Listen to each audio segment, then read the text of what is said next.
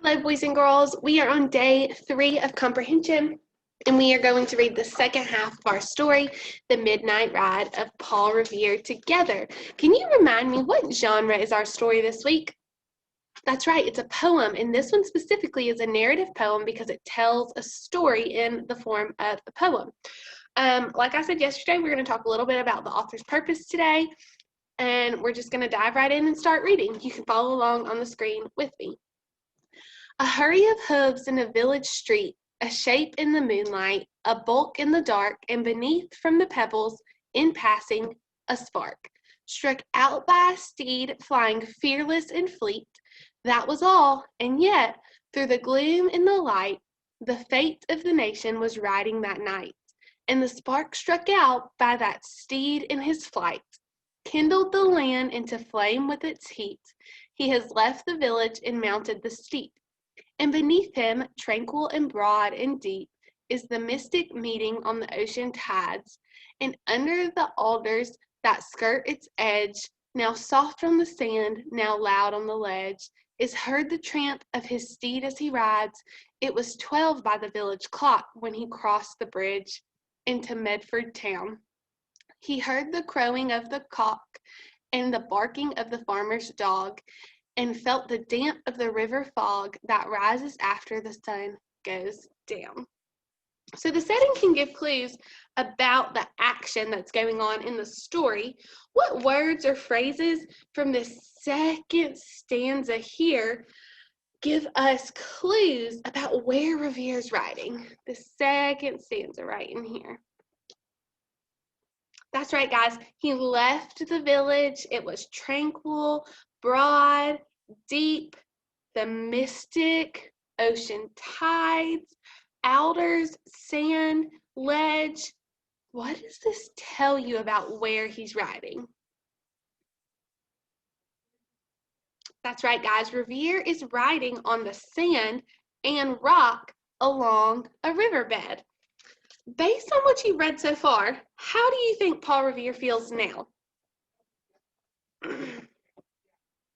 I would say he feels pretty nervous, but he's also determined. I mean, look at his face in that picture, right? He is determined. He may be nervous about what's going to happen, but he's determined to do what he set out to do. Let's flip the page.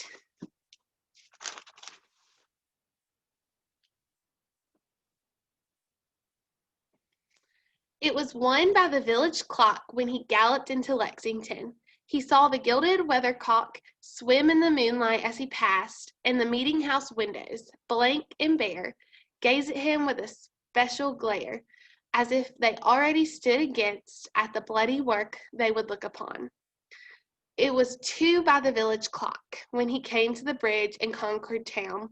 He heard the bleating of the flock and the twitter of the birds among the trees, and felt the breath of the morning breeze blowing over the meadows brown. And one was safe and asleep in his bed, who at the bridge would be first to fall, who that day would be lying dead, pierced by a British musket ball.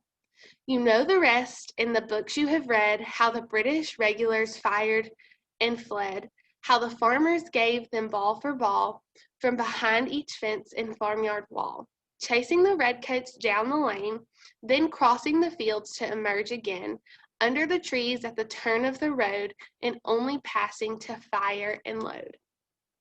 How does the author describe the actions of the British soldiers on this page that we just read?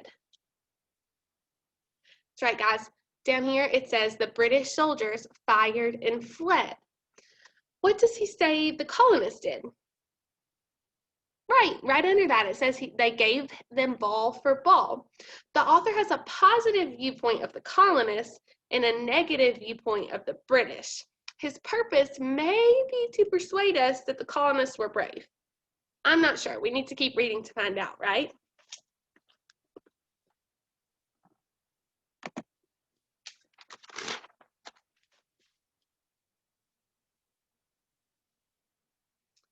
So through the night rode Paul Revere, and so through the night went his cry of alarm to every Middlesex village and farm, a cry of defiance and not of fear, a voice in the darkness, a knock at the door, and a word that shall echo forevermore.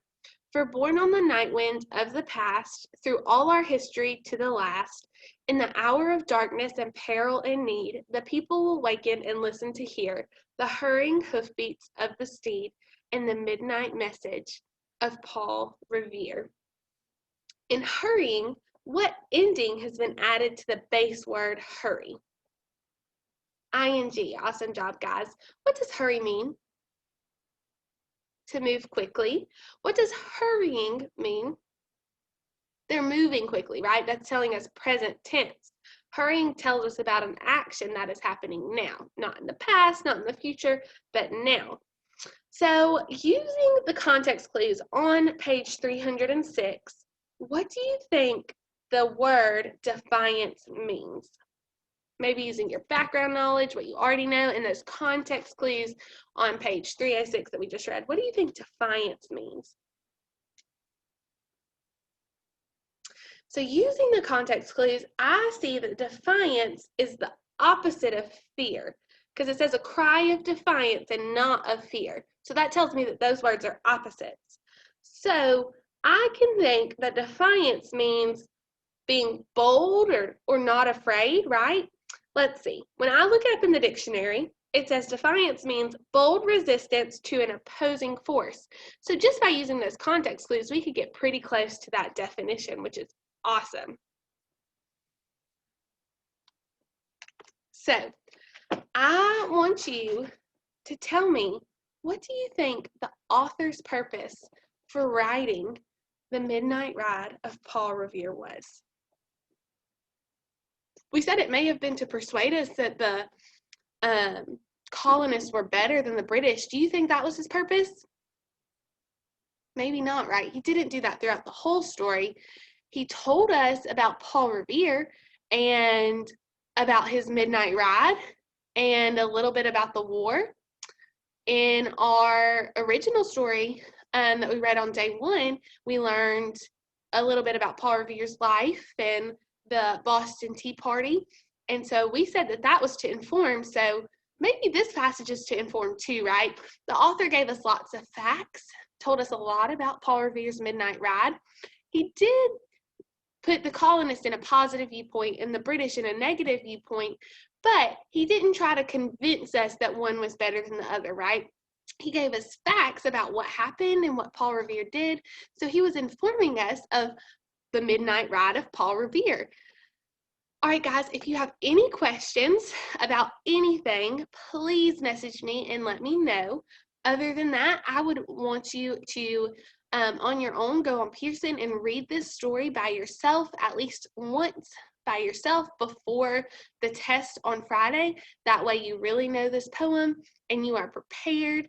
If you have any questions, please let me know, and I hope that you have a great rest of your day, and I will see you guys tomorrow.